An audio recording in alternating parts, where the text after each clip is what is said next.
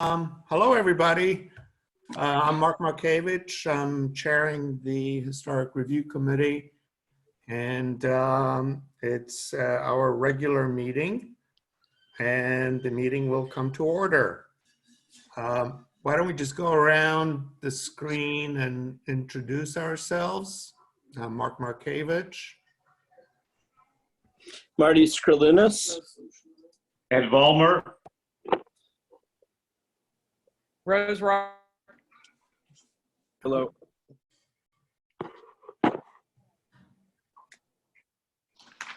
Brian Platts. Hi, Brian. And you got me, Tom Stadler. And Rose. Hi, Rose. And Okay. look, and we have Terry and We have Andrea Sandor. Andrea and Michael Dinan. Hello, everybody. Okay, let's start. First, we have minutes from the last meeting, which were issued a few days ago. Is there a motion to dispense with the reading of the minutes? I'll make that motion. Ed Vollmer. Second? Is there a second? I'll second it. Andrew Melillo. Okay, all in favor? Aye. Aye. Aye. So carried. All right, let's go start with the first item. It's actually a follow-up to the previous meeting where we discussed the effectiveness of the ordinance.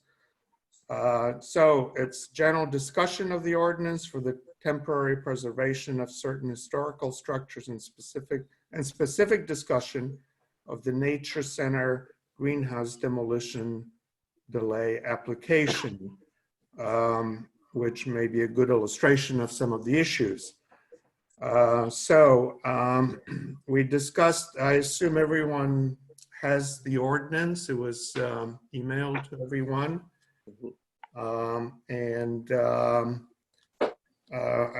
One area to discuss, of course, is the effectiveness of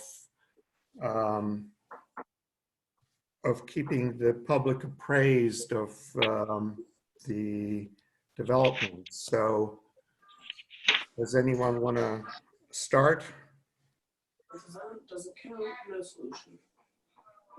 I'll start. Hey, Rose. Hey. Okay, so there were two things that came up around this particular application, and one was that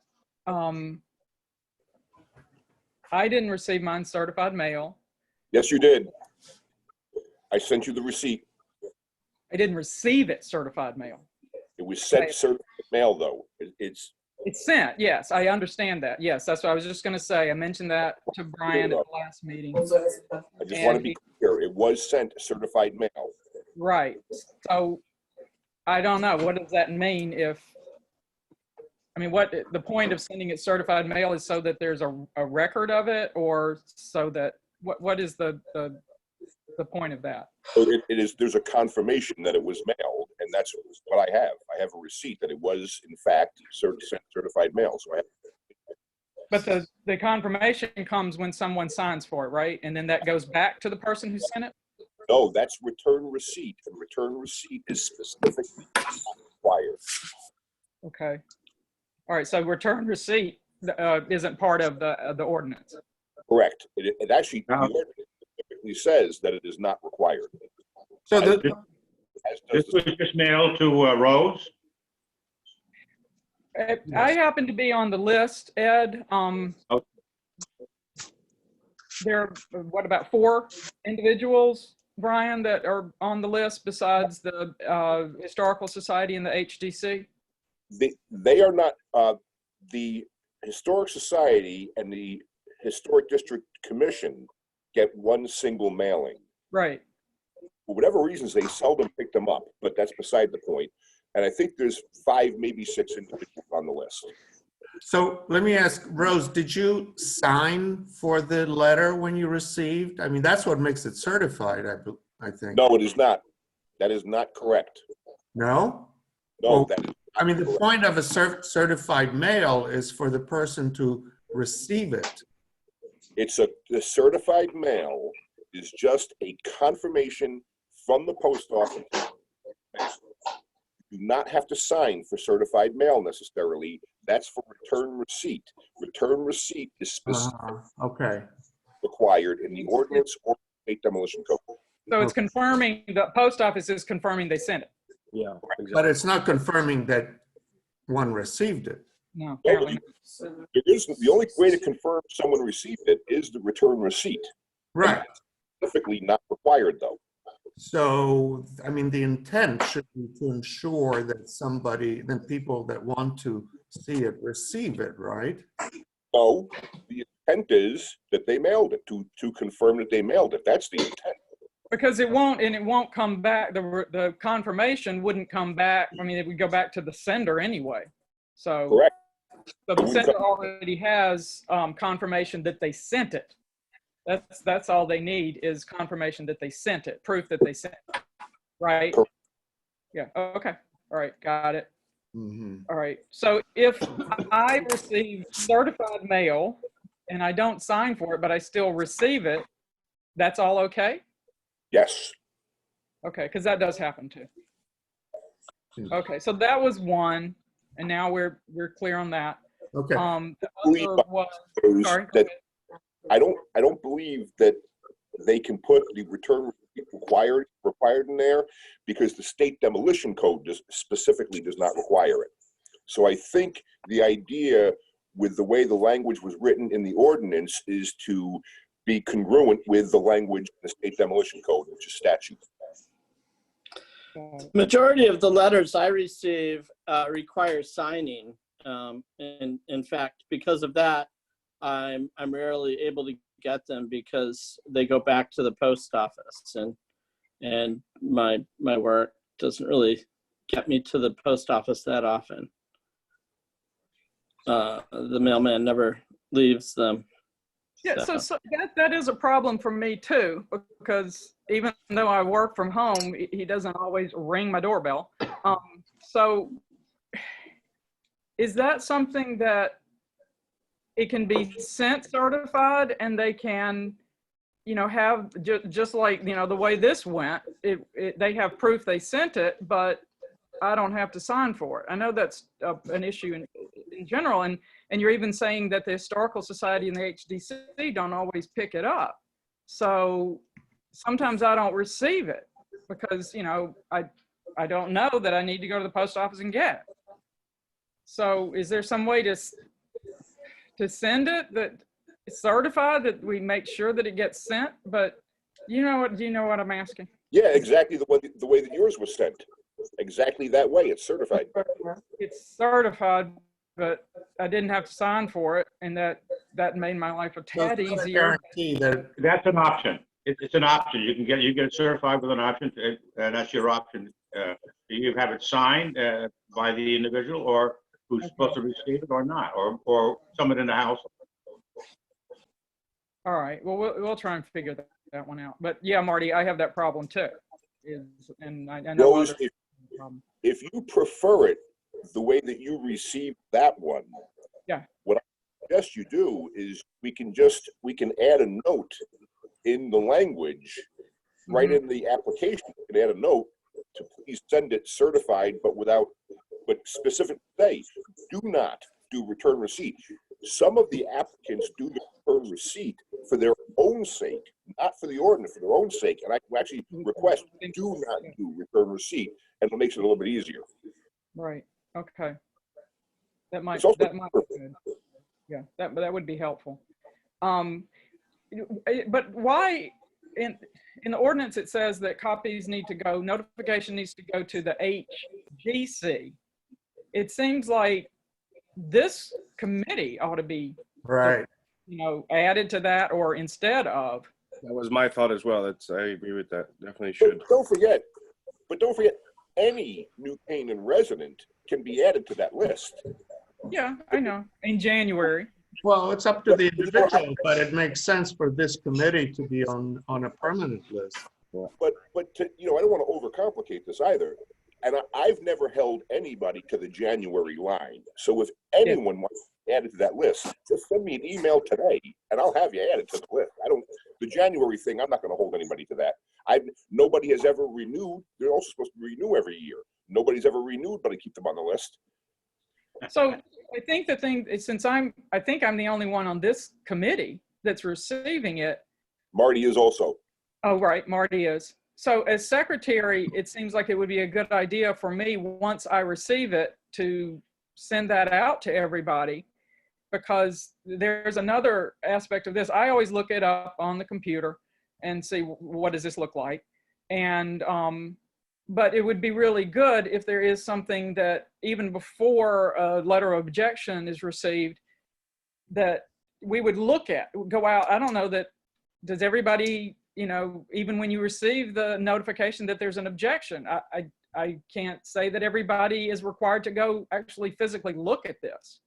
And it seems like that would be a really good thing. We can't require that right now, but it just seems like everybody needs to know. Is there any problem with me sending that out to everyone once I receive it? I don't see where that would be an issue. Okay, all right. It just would And be, people if can you only wanted- reply individually. And then if the members of the Historic Review Committee want to drive by and look at the subject property, just don't do that together, because then you're forming a quorum. And just keep in mind also that these are still private property, because we had an issue with a house that we have a demolition application on, and it was an interior lot, and somebody went in and was walking around, and the house was still occupied when they submitted the application. So just bear in mind, these properties are still private property. But we do have, even before any I mean, we're in the ordinance, we can reach out to Oh, you can property Yeah, owners. but just keep in mind, if you show up unannounced, keep in mind it's private property and they may Yeah. still be occupied. It's just a word of caution, but you absolutely can reach out to the applicant. And should we, I mean, is that something that, like, I mean, what would be the proper way to do that? Phone call or an email. We get email addresses and phone calls, and if you don't go together, because then you're forming a quorum. But you Yeah. certainly have the right to, because once I receive an application, don't forget that's public information now. So whatever information's on the application, such as the homeowner, the owner, or the applicant's phone number, well, that's public information. So you certainly have every right in the world to call them and Mhm. ask for a tour of the interior. Right, but it'd be best if this group wants to do that, it'd be best if we don't all individually, you know Right. what I'm saying? Or if you do it together, just post it as a meeting. Post it, yeah, okay, all right.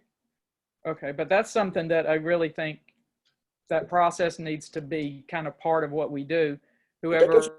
In the person ordinance receives- goes, you can do that. You can put together your own procedures within the Yeah. committee. It doesn't need to be a part of the ordinance, Yes, in my opinion. yeah, So, because it can change. if let's say if we want to receive the application, copy of the application, should we email you, Brian, and request that, or Yes, that would be the way to request it then? yes. Okay. Okay, so that's the mailing part. Are we good with that? Uh, Yeah. Okay. The other part was the signage. Yes, right.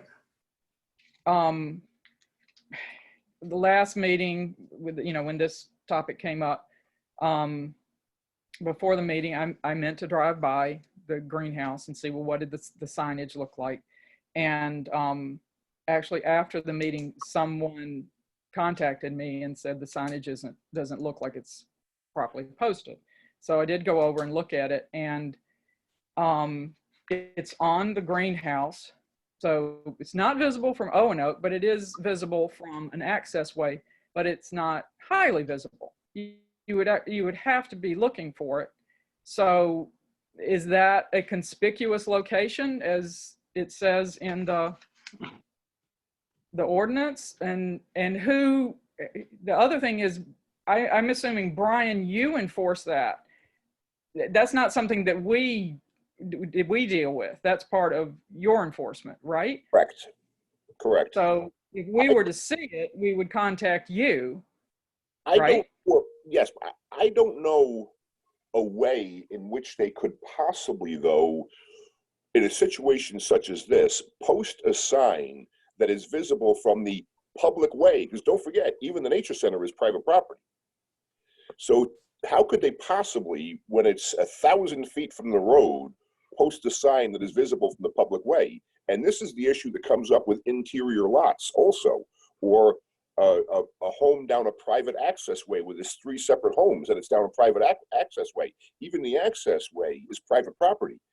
But so it's impossible in some cases to post it visible from the public way, and you really don't have the right to trespass. I don't know how to fix that. I can see where it's Why couldn't the sign be posted at the point of entry to the property?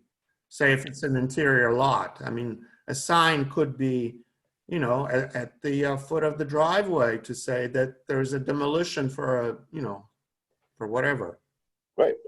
It certainly could. It'd be visible from the public way, but of course, you're not allowed to go down the access way. And what if there's 3 or 4 homes down the access Well, way? but then at least you're alerted to the fact that this is, you know, It's just like when there's a shared drive and only one house is for sale, there's a sign at the road, right? Correct. And I don't know if that gives you permission to drive down the shared drive or not, but it's the same sort of thing. I think Tom had something to say. But I mean, it alerts a person to then can, you know, look into the public records and find out what it is. That's the point of the, Legal notice does that also. who does? The legal notice does that. Yeah, And the application but does I mean, that. we have both legal notices and signs. Which is what's in the ordinance, both things. Right. Tom, did you have something? No, I just thought I heard Brian say that was private property there, but that the nature center is in Bliss Park, which is a town park. But Tom, I mean, technically though, even like the schools, for example, aren't the schools, although they're town property, private property at the same time? I mean, this is not the perfect example, this particular case, but we had a situation once, which is actually a very good example. It was an interior lot, and there were multiple structures on the property, and it was actually Victor Chris Janner's house on Frogtown Road. There were multiple structures, and of course, being a modern, it was known for a lot of glass. Well, somebody went down the driveway on the interior lot, got out of their car, and was walking around looking in the windows of the guest cottage, which was not the one slated for demolition, and a young woman was living in there and called the police. So this is where it's tricky. I think it would make sense to have it posted at the entranceway and then posted on the structure itself that's going to be demolished. I mean, most of the houses that are demolished, let's say on Owen Oak Ridge, do put a large sign out, you know, within like 40 feet of the road. I oftentimes see them on a post mounted to like a piece of plywood. So, I mean, there's you know, if you really don't want people to see it, then you know the current way is just fine. But I think it is important for people to be able to see it without having to look at the legal notices every day. And of course, If you're going to go into an interior lot, you just call the police and tell them what you're doing and why you're doing it. We do that when we are running around with candidates and who want to go around and go to house from house to house in New Canaan. We go in, we let the police know what we're doing. If everybody calls, they're aware of it.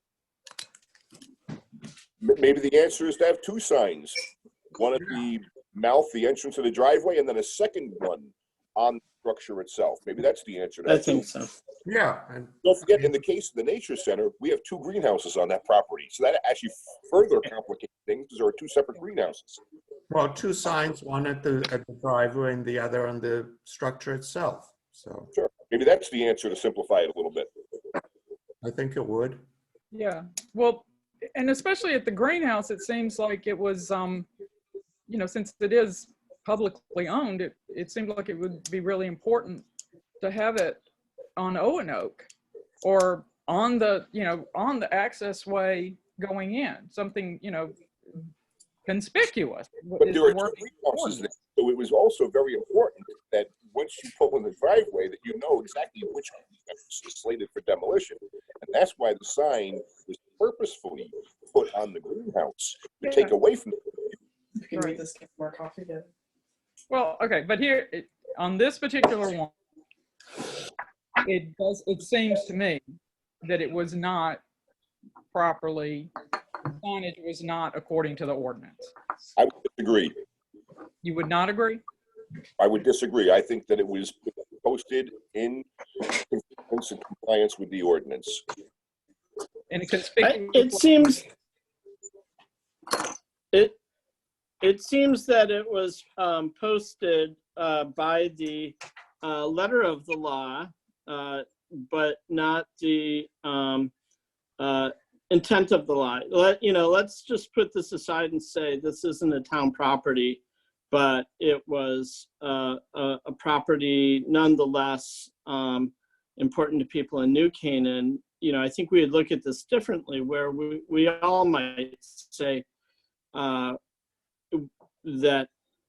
it should have been visible from the road. I mean, we can't argue that this was done legally or illegally, because I think it was done legally, but especially during the time of year, very few, if no one would see the greenhouse.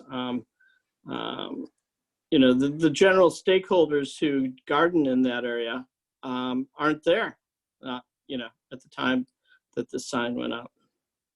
By the same token, there were no leaves on the trees, which makes it a little bit more visible. It's really not even visible from the access. I mean, if you're looking for it, you could see it. But the point But is to alert people who aren't looking for it. Be looking for it? Sorry again? Wouldn't you be looking for it? That's why you would go there. Because the way that this is designed is that you would receive your certified notice, and or you would see the legal notice in the newspaper. You would then jump in your car and drive to go take a look at it. So you would be looking for it. People don't just drive around looking for demolition signs. Something alerts them to go look for the property. I think the fact that the ordinance says it has to be visible from the nearest public street is important, because it's two forms of notifying the public. So you could look at the legal notice and then go look for the sign, or you could see the sign and then go look for the legal notice. But either way, I agree that maybe two signs is the best play here, because if the idea is to have it visible from the nearest public street, it didn't accomplish that, but you also don't want to confuse the two greenhouses, which is what it was trying to do. So it's muddied a little bit, but I think the idea of a sign isn't just to go looking for it. It's another form of notice. And that's what it's trying to do. Is if you can't find the legal notice because you don't have the paper that day or whatever happens, at least that's another way of getting you to know that, hey, I should look into that property. I think the second sign a second sign in the case of interior lots makes this conversation go away, I think. I agree. Absolutely. Makes sense. So are we satisfied with the way that this one, I mean, are we satisfied with this? Marty, you were saying it was posted according to the letter of the law, but conspicuous is the wording, and I just don't see that it was conspicuous. To me, it's sort of like what Andrew's saying is this is not meant really for me, someone who gets the notification. It's meant for people who aren't typically looking for this sort of thing. It's a notification. Yeah, I mean, this is an interesting example because, this may be of interest to, many people who volunteer at or otherwise enjoy the Nature Center, who wouldn't be on the list to receive letters and who wouldn't be combing the newspapers to see if something is being torn down. And I think that's where the sign in a conspicuous place makes sense. So. So is there any, I mean, are we just saying, well, this is this is over, it's past, and, or is there any? Well, I guess what could be argued at the end of the day that while the sign was applied to the letter of the law and it wasn't probably the best spot at the end of the day, the legal notices still went out. And so it's not like there was only one option for people to look for this. And the rules have always been established. So, I mean, did they not follow the ordinance? I don't think so, but it could have been much better. The sign could have been much better. Well, can we ask for a sign to be put in the right location now? Can we ask for that? No, because you'd actually have to go back to the ordinance committee of the town council and actually have that language put into the ordinance. And I think at this point, what we're probably doing at the end of the day is we're kind of splitting hairs over the definition of the word conspicuous. I agree. I agree with you. Conspicuous is the important part. All it's saying is to be standing out or visible, clearly visible. As long as you don't cover it up with vines or put it behind a tree, it's conspicuous.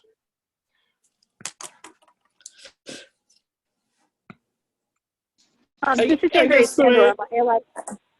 the thing that keeps coming back to my mind is when, you know, there are developers that I would say are very cooperative with the town, and they make a really great effort to be transparent.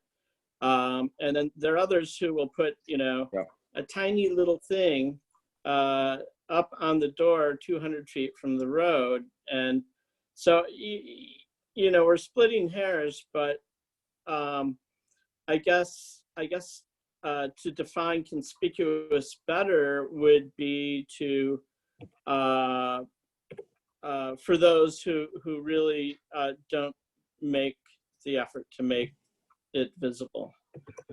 You know, throughout the years, I was a volunteer with the Historical Society, and I would go with them when they were called to look at houses being demolished. And so I've been to dozens of these, and you know, there's generally a big difference between developers and how they treat the building they're tearing down and how they notice it to the public. So.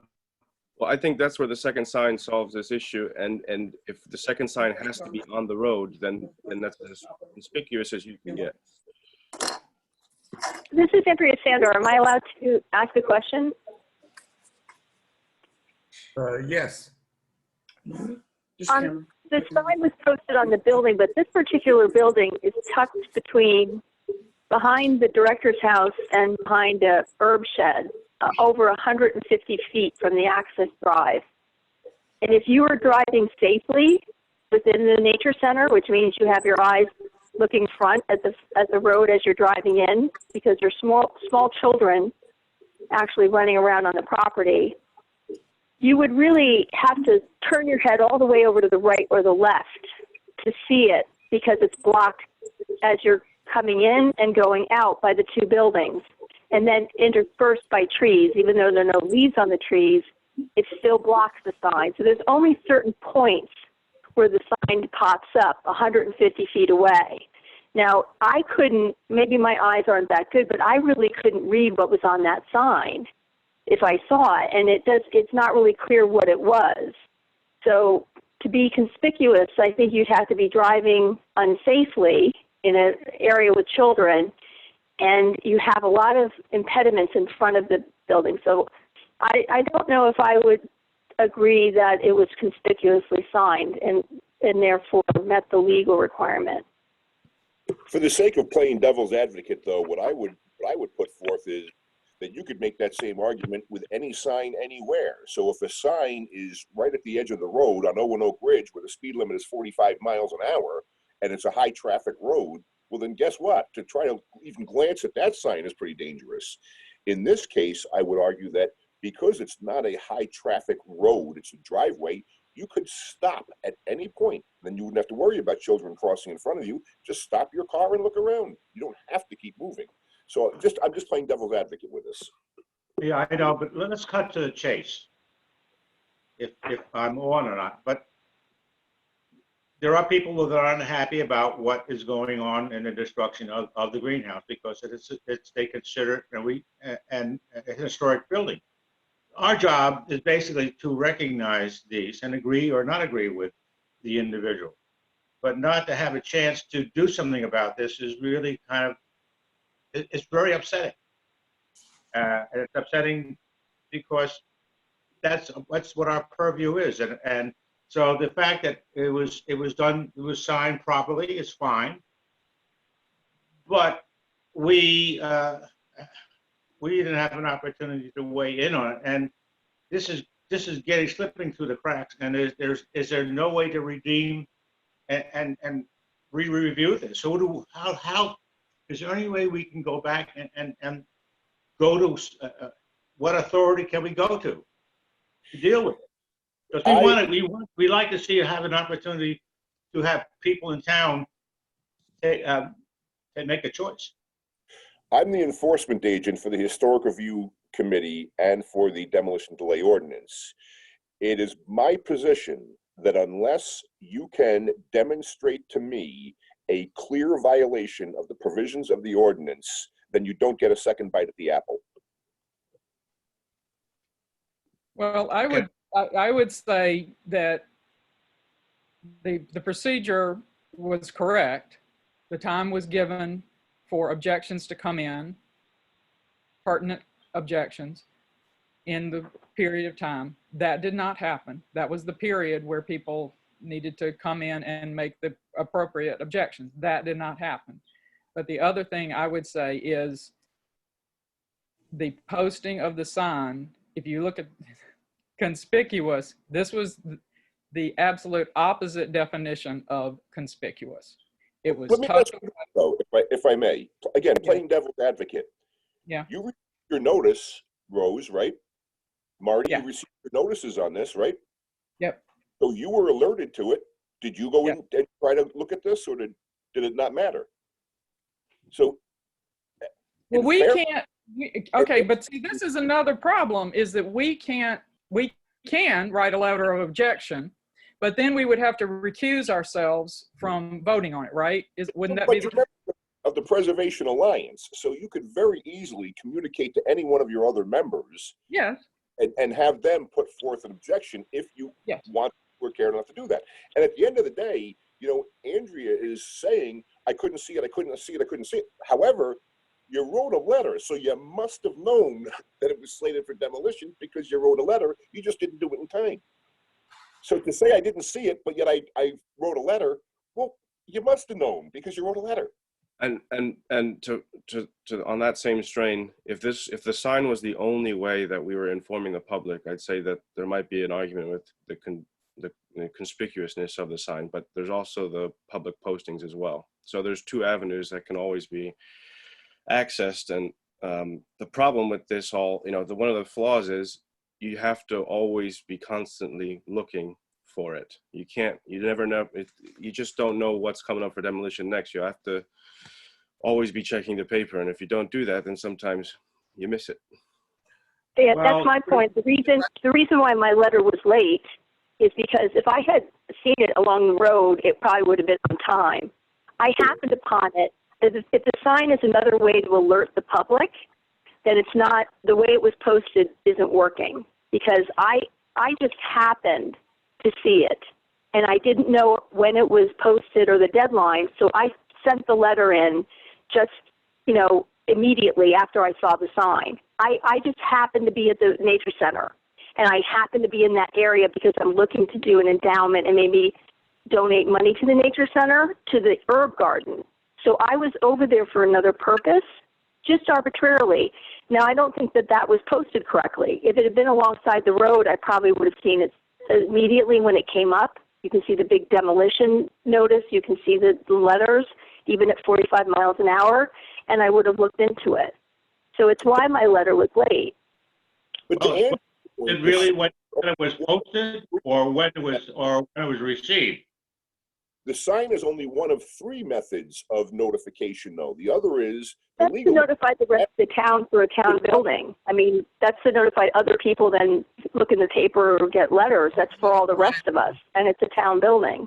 But keep in mind also, anyone can have their name added to that list for the certified mailings. Anyone can do that if you're a New Canaan resident. So if you're really truly concerned and you really truly want to keep on top of structures being demolished, read your legal notices and or have your name added to the list.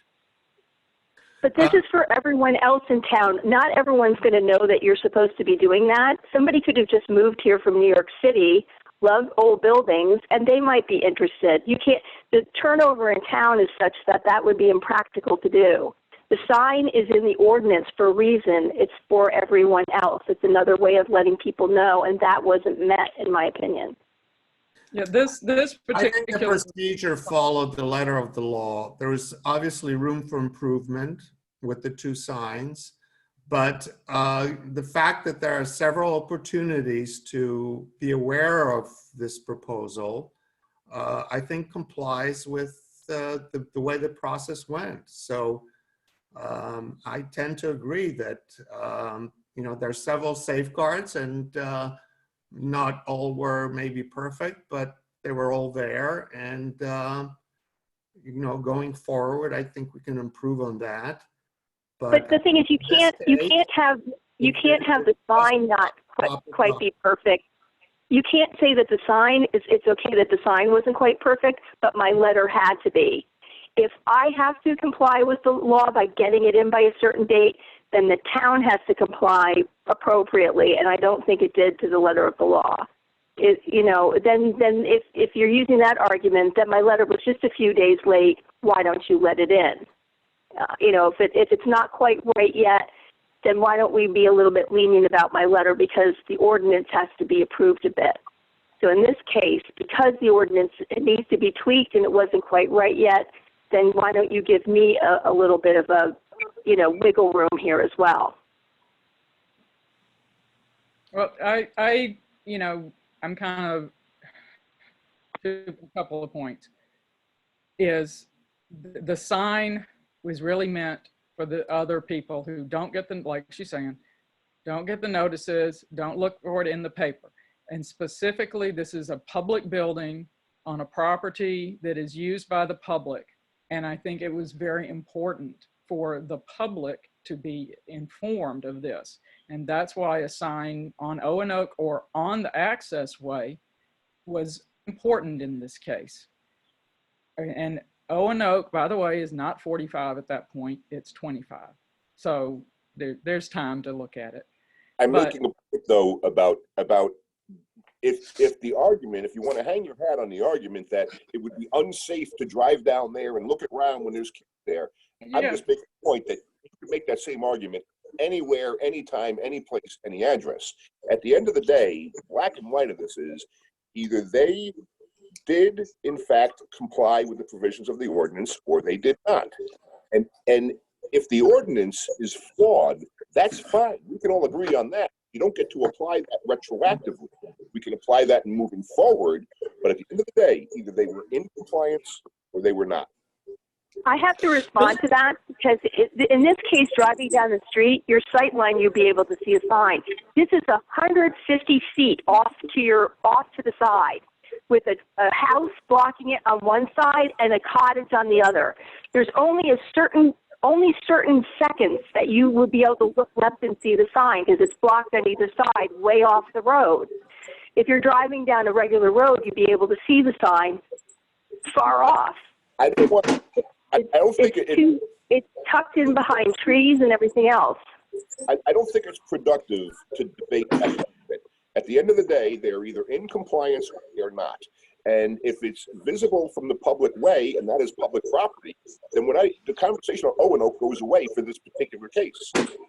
Well, that language said or other access way. It's not just nearest public street, or it's or other access way.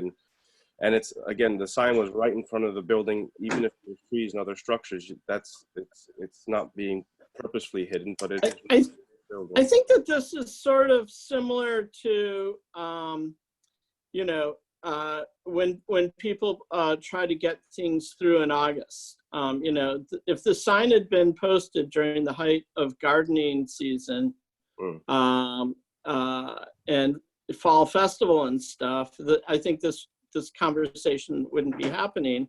I think there would have been a dialogue, you know, between people who aren't even preservationists, who suddenly see that, gee, this you know, ruin that they've you know, seen over the years is at the end of its life. Gee, now we have to act on it. Now we have to you know, do something about it. But it wasn't posted during the height of, you know, gardening season or other times. So, you know, it's an unfortunate thing. And moving forward, we're going to try to create, you know, changes in the ordinance so that this kind of unfortunate occurrence, you know, is less common. Can I make a motion to kind of end this thing? Yes. Sorry. Can I ask though, prior to that motion, can I ask, are you in agreement that they are in fact in compliance, albeit a slippery slope, they are in compliance with the spirit of the ordinance as written? Yeah. No.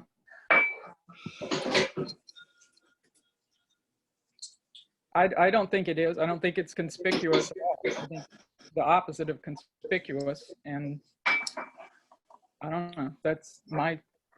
My attitude is that it is, unfortunately, it is not conspicuous. Now, the sign is on the building as it's supposed to be, but it is not. Just face it, it's not conspicuous. So can I make a motion? An overall application, is it in compliance? Yes. Okay. Okay. The motion I would like to make is that we, as the Historical Review Committee, feel that the signage was not in compliance with the ordinance, and we request that additional signage be posted on Owen-Oak Ridge according to the ordinance. I will not enforce that. You want to enforce what the ordinance says? I will enforce what the ordinance says. The ordinance doesn't say 2 signs. You can change the ordinance in moving forward, but you can't do that retroactively for this application. Well, can we have a motion that we request that of the town? You can request whatever you want, but I'm not enforcing it. Okay. We will. Does anybody second my motion? I will second your motion. Okay. Mark? All in favor of the motion to request that there's a second sign be put up On Owen-Oak. on Owen-Oak? Yes. Yes. Yes. Any opposed? So, so the 2 in favor and 1 opposed. We're gonna I'm in favor. Pardon? I'm in favor. Okay. So the motion, I'm in favor too. So the motion carries. Keep in mind, even if the owner applicant agrees to put a second sign up, you will not be able to reset that clock for an objection period.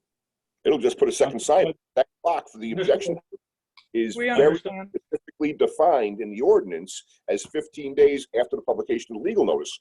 That clock is not going to reset. Understood. We got it. We should definitely look at changing the ordinance as soon as possible, though, for sure. I think this is definitely a good indication why we should change it. And I agree, Andrew, and for what it's worth now, to change the ordinance is a lengthy process, with town council and meetings, publications, and so on and so forth. Anything I can request in moving forward, even starting today and moving forward, I can request in the case of an interior lot, they put 2 signs. I can't enforce it. I can't make them comply, but I can always make that request. And I will do that moving forward. Okay. Thank you. And how do we go about changing the ordinance? The ordinance committee, town council. At the next meeting, you mean, or? Well, I don't know about the next meeting, Or, but I would reach out. Stephen Carl is the chair of the ordinance committee, so I would reach out to Stephen Carl. Yeah, I've actually spoken to him, and he said, this was before Corona, that they weren't going to deal with it until after budget season. So, you know, maybe by fall, something like that. I don't know. But we'll all stay in touch with him. okay. May I ask a question? Brian, I guess. All of this said, if we have someone who would be interested in the parks, this is a Lord and Burnham greenhouse, and actually a lot of people you know, might be wanting Lord and Burnham greenhouse parks. Can they be reached out to? That's up to the owner applicant, and the owner is the town of New Canaan. The applicant in this particular one is Tiger Man. Tiger, being the director of public works, by some definition is the owner's agent. So I would reach out to Tiger Man and or the first selectman. Either one of them qualify as an owner. Okay. Good. Okay. All right, thank you. All right, let's move on to the next item. Continued discussion regarding the directive in the ordinance to prepare and update the historic resource inventory. Well, happy to announce we started the process, and we have a initial listing thanks to Ed and others, but we have a clearly bound document that has a listing of well organized into 3 parts of the historic district, general houses, and the mid-century moderns. May I make a comment? Yes. I would especially like to see that the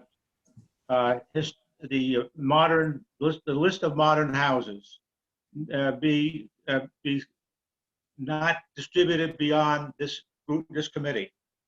There are people who would like to spend a lot of time running around looking at these houses, and that's not a good thing. Right. No, the document is actually confidential, not for distribution. Good. Thank you.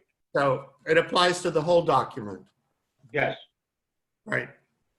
Good. Thank you very much.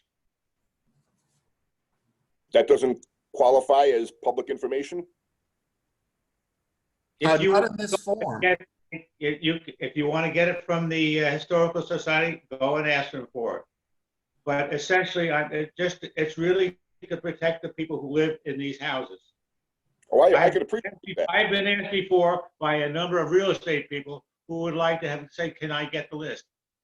And I don't want to hand out things that I can appreciate that, Ed. I want to make sure that we're not withholding public information in a violation of Freedom of Information Act. It's available to the public if they want to go get it.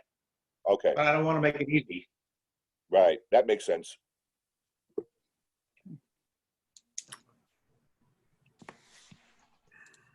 So, Anyway. I mean, Ed, do you want to lead this discussion since you kind of got it started with, do you have an idea about how we should proceed after this?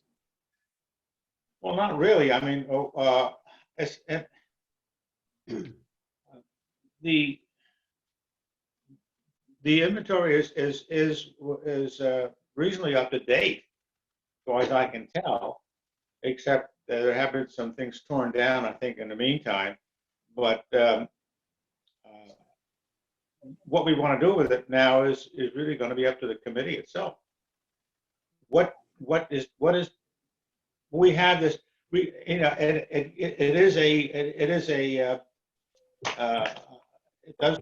is a list of the houses that need to be protected, pretty much. I don't know how complete it is. I think it's probably pretty close to 100% complete.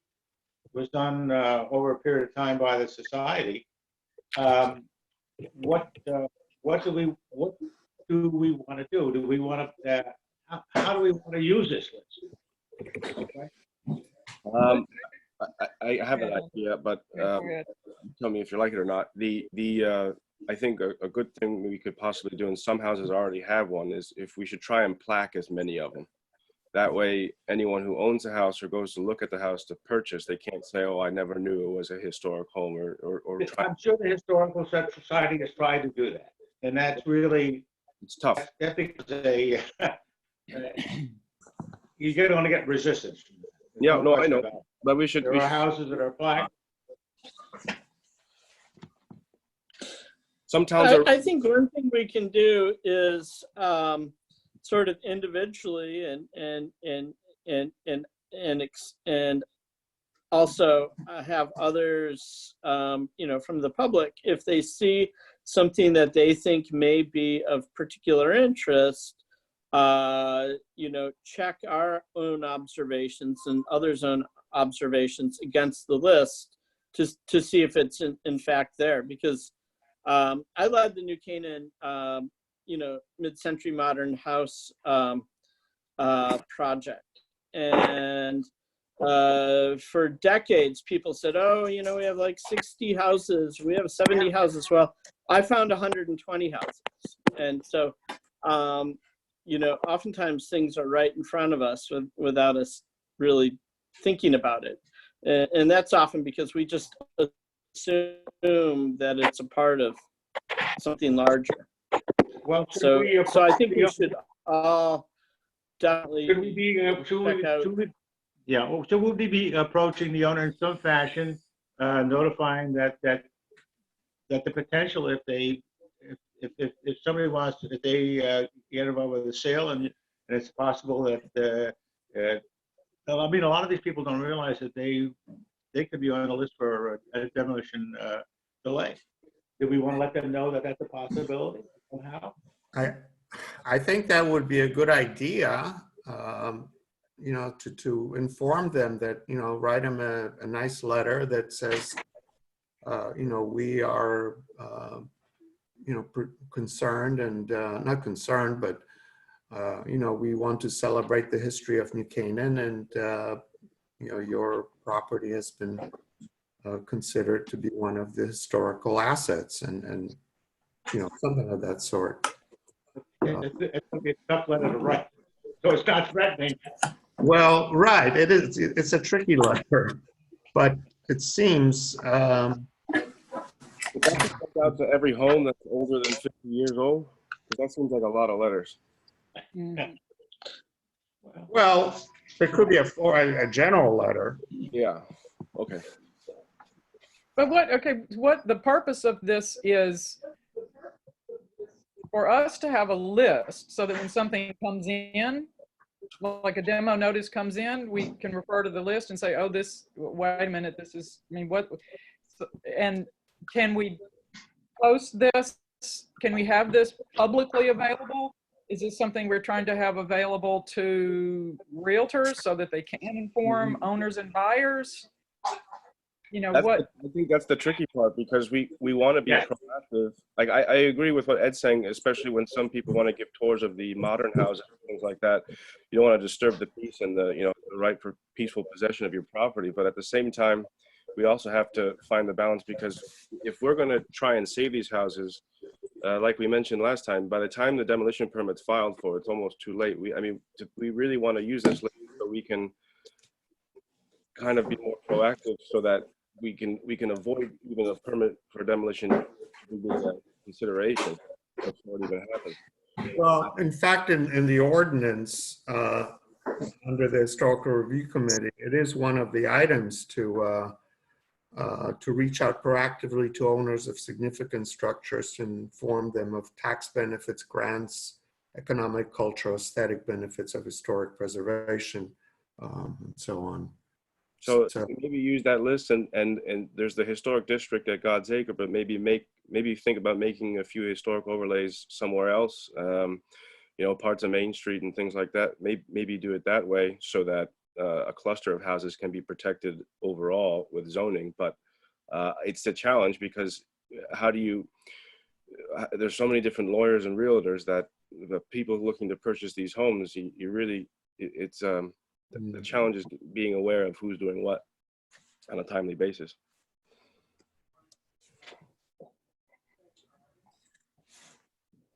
But as long as we know what our target houses are, then we can. I think it's important for the public to really understand that we're not, our committee and our committee members, I would say, are not intended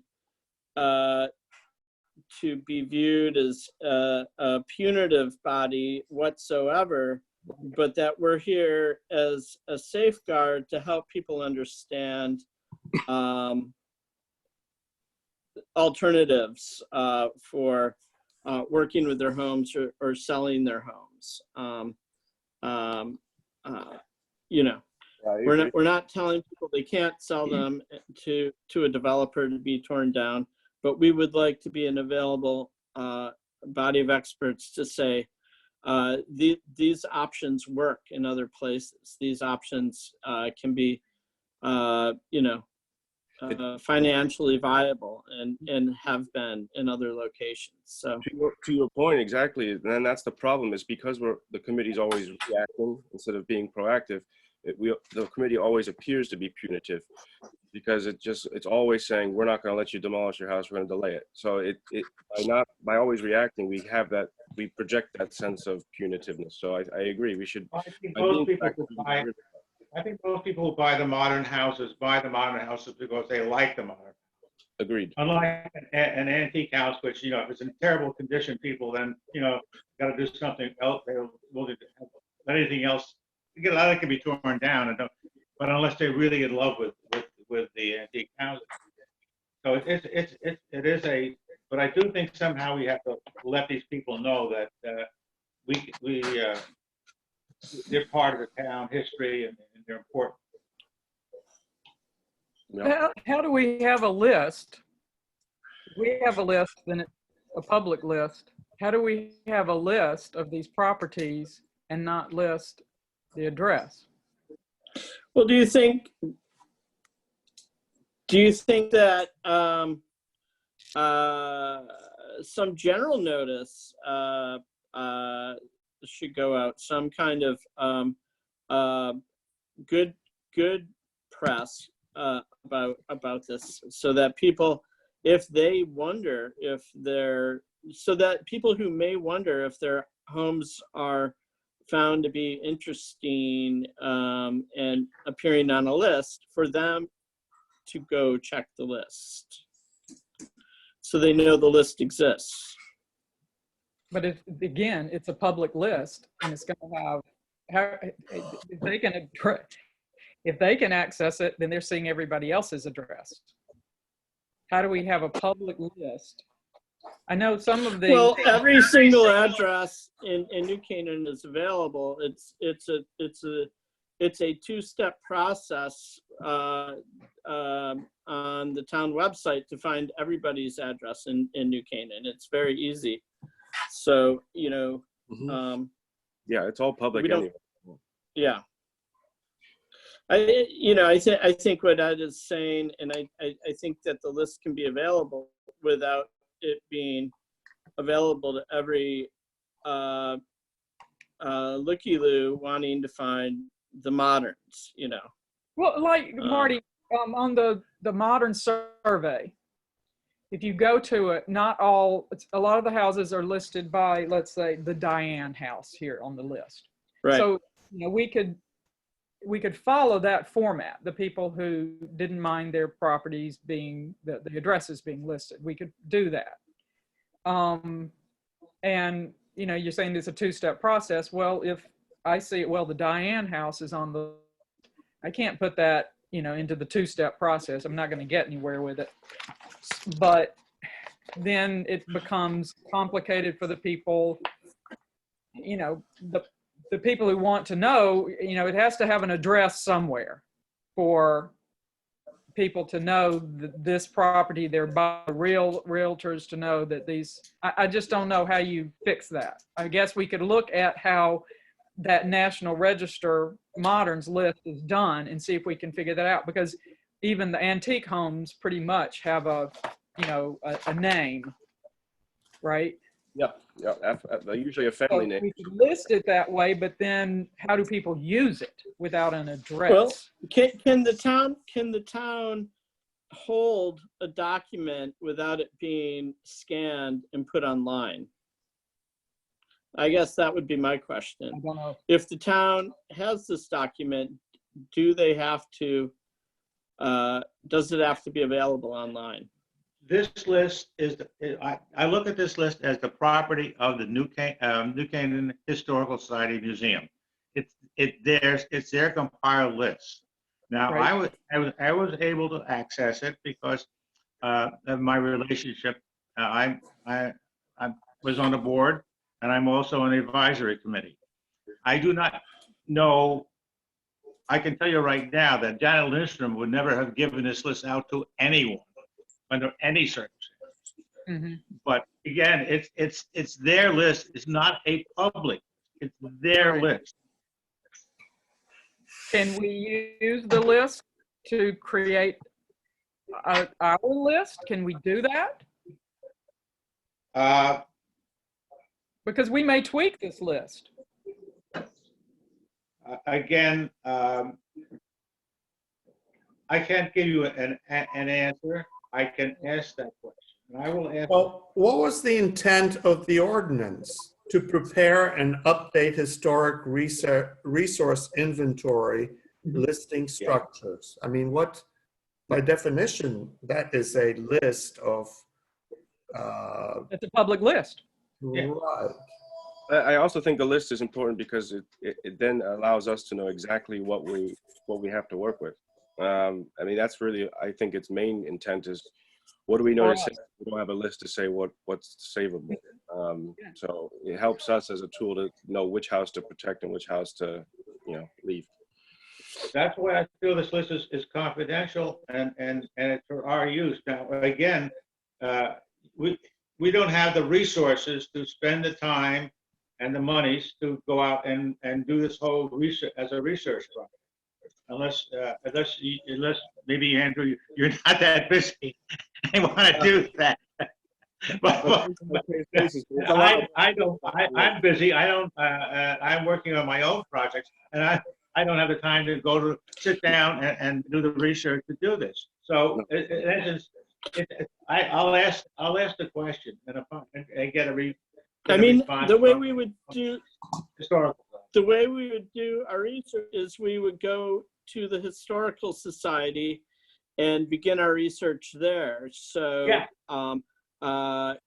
And we would use the resources of the Historical Society. I mean, Janet held this tightly because there were individuals in town who would welcome guests, nearly every weekend from around the world to see the houses. And, our purposes are entirely different than that. Yeah. And so. Yeah, I think that sounds good after, at some point when we can all get together to kind of sit down and start to really go over this list. I think, one starting point is to see what on the list is no longer existing. Yes. Another list, does this include public buildings? Are there public buildings on the list? I don't know. I gotta look at. They should be included. I haven't gone over the whole list thoroughly, but I don't believe there are. This was Right. used This They was do. also A used by the library. Historical Society to, when they used for their fundraising, when they would go out and contact the various owners to be able to have their biannual house tour. So it was a monetary, it's monetary also to the inside. Yeah. Protect for the society. Yeah. Because everybody wants to hold a modern house tour. Mhm. Well, this used to be, is it still on the Historical Society website without the addresses, just the names of the houses? It used Nothing to on, be. not on the website. Not anymore? It used to be. Not the Used addresses, to be. just the names. I don't know. I don't think so, no. Their I don't think website. it is either. I don't think it's on there anymore No, either. no. I think the modern houses may be, or there's maybe a link to the National Register, but so they previously did have, I don't know if it was all of these, but they had two lists, and one was the moderns and one was historic homes. And it was just the names, the historic names. Probably. Yeah, so another source for me is this Landmarks of New Canaan book, Yeah. which has, public and private properties in it. And, I don't know how many of these still exist. Probably not many. Yeah, I mean, churches aren't, I don't think they're on the Historical Society list. So that would be something we would add to it, I would assume, since, we get demo notices for public buildings also, right? The list is still on the Historical Society. So you have two links. You have the historic homes, which are like 1933 to the 1700s, and then you have the mid-century modern, which they have like a link to the tour. But they do. What time does your engine start? But it's just the house name, like the family name, and then that year built, and that's it. Which I guess we would do, but then that doesn't always, Wait, okay. when you get an That's a tiny bit application, of it time. doesn't say the Diane house, it says, 105 Main Street, And sometimes those addresses are old. Like whenever they did that report, the house number could have changed, or Really? there's only so many houses on the street. Well, it's not the name. The list includes, House location is the issue. the list includes public buildings. There's Baptist Church listed here. Okay. So maybe not all of them, but it seems to. Yeah, I would think they would have used, the Landmarks book to start with, since that was their publication, but I don't know. So this is something that I don't know. Do we want to wait until Corona's over to proceed with this, or are there any like in-house assignments? Anybody want to ride by and see what's been demolished? I guess you could just go on the tax assessor. Yeah, well, that's it. The assessor database would be easiest, but I probably can't access it at the moment. Yeah. Well, I you mean, can online, actually. We could divide the list up, Yeah. between the 5 members, and, give each one an equal amount to figure out, however, if it's still there. Yeah, I think that's a good idea. Okay. Ed, would you be willing to do that? Give Well, I everybody can- an equal number? Okay. For more than 10. All right. So if you do that, and then we can, be working on it from home, maybe, or from the car. Be ahead of the game when we want to gather at the Historical Society. We've got plenty of time. Unfortunately. Unfortunately, the virus is not going away. Yeah. Okay, so what are we doing in terms of dividing? I'll pick a number. Okay, Hand them out. all right, so you'll let us know. Yeah. Okay, But now, have you got, has everybody got the list? No. Andrew does not. I got to get it to him.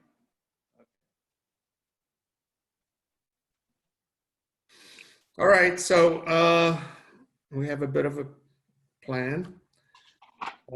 Should we move on? Um, Discussion regarding Corona-related issues affecting the Historical Review Committee. Well, this meeting was pretty successful, I would say. The only thing that reason I thought that would be something to discuss is, this house on Seminary came up, and the people, well, specifically, I know Mimi, and I assume others, go to the Historical Society to do research. And I'm going to assume that that's not allowed right now. People who No. write letters in opposition, because you have to come up with, historic or architectural significance. Historical site is closed. Yeah. So does that affect us at all? That, demo notices go out, but people don't have the ability to do the research on the properties right now? I know that Brian speaking. the town clerk's office is open from 10 to 12 on Tuesdays and Thursdays, so you can still access the deeds, but very limited. And all of my records, we are emailing to people upon request. So it may be difficult and different, but the information is still available. In my reading of the governor's executive order, the way I understood it was, if a delay has been imposed, or if a delay period would be ending during the state of emergency, it would automatically be extended 6 months. But it was all predicated upon a delay having been imposed. So if Right. no delay is imposed, I don't know that that's really applicable. I need a legal interpretation on that. But what I'm saying is you can't get to you can't get the information on the historic or architectural significance of a property if you can't get to the historical and architectural files at the I historic. understand. I'm agreeing with you. I just, Yeah. it's a chicken and egg thing, though. The way the governor's executive order is written it's Doesn't address that. right, exactly. But I agree with you. Yeah. Although, like I said, our information is still available electronically in the building department. I don't know if the Historic Society has a physical presence and is able to email records, but we do. No, they do not. Okay, so then that's a game changer. But is there any recourse for that? I mean, I don't know. I do think though that a person can, maybe not write a full objection, but they can certainly post a partial objection, and they can certainly, access resources. I think to understand architectural style. So part of there are some options that are always available. You can still write about. Yeah, but I would suggest that we contact Nancy Geary and ask her if an individual wants to go in, can he be allowed to go in? It's really up to the society to do what they want to do. I mean, they're closed.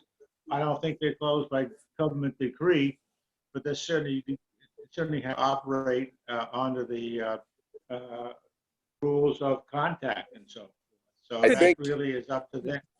I think at this point, though, what I would say that the committee should probably do is reassess or redefine the definition of a pertinent objection while we're in the state of emergency. A pertinent objection could be during this time, hey, it's old and it's in good shape, and that's pertinent for the here and now. And you know what I mean? Just give them a little latitude. Can we do that? Now that's kind of up to you as a committee. No, but I mean, does it have any Well, teeth? if It's it's not effective, Is then- that legal? I would feel comfortable enforcing it. I mean, obviously, I'd want a little something more than that, but I would feel comfortable enforcing that. But if we got pushback on that, we can always go to the town's attorney for a true legal interpretation. If we got pushback. I agree. Does anybody want to come up with a motion? I don't know that you need a motion on that, Rose. Just if you get an application that has an older house, just address it as it comes. I don't I know would that feel you, more comfortable with the motion because it just seems like that's step one. Do you want me to present a motion again on this? Is that okay with everybody? I'll present a motion. Yes. Okay, so the motion is in consideration of the restriction in coronavirus that any building 50 years or older that comes in, we get for demo notification.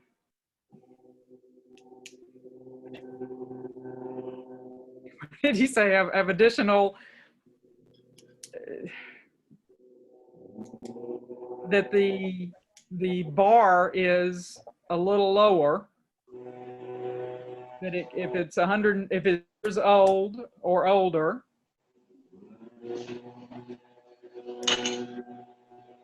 that it is up for review by us without having the requirement of a pertinent. Does that sound okay?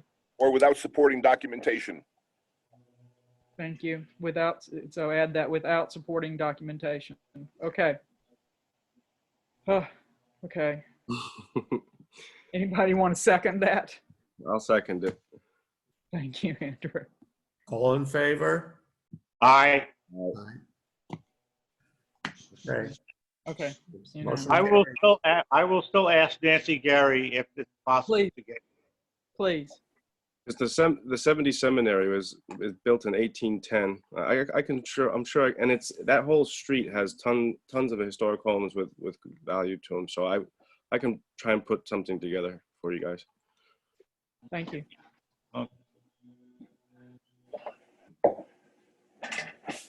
When I first saw it, I got nervous that it was that house with the Victorian with the tower. Yeah. I was like, oh no, I like that house. So which house is it? It's the small. It looks like a house built in 1810. It's this little cottage right next to. It's in this little sloping piece of land right next to that Victorian on the. The one with the turret? Yeah, it's just. Where do I get my bearings? It's just west of the Victorian.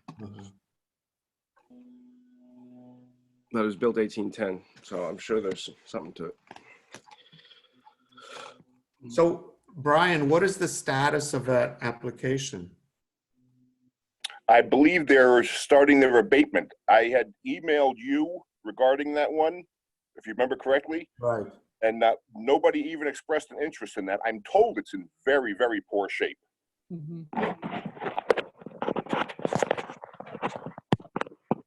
I actually did look at, another list or source that's available for this list that we're working on are these historic architectural resource surveys that the Preservation Alliance has been putting together. So I did look this one up, and I didn't see anything in it that made it sound like this was a significant property.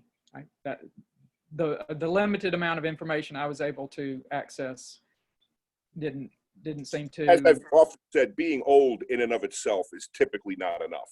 And this Right. one, but nothing else. Yeah, this one looks like it's just old. Yeah. And I think my sense was that if they had already gone before planning and zoning and had various approvals, there would be very little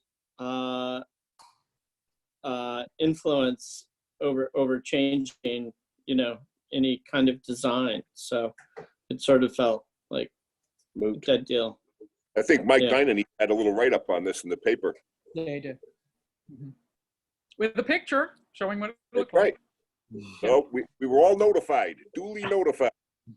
Yeah, that one we got. I think it was even mentioned at our last meeting.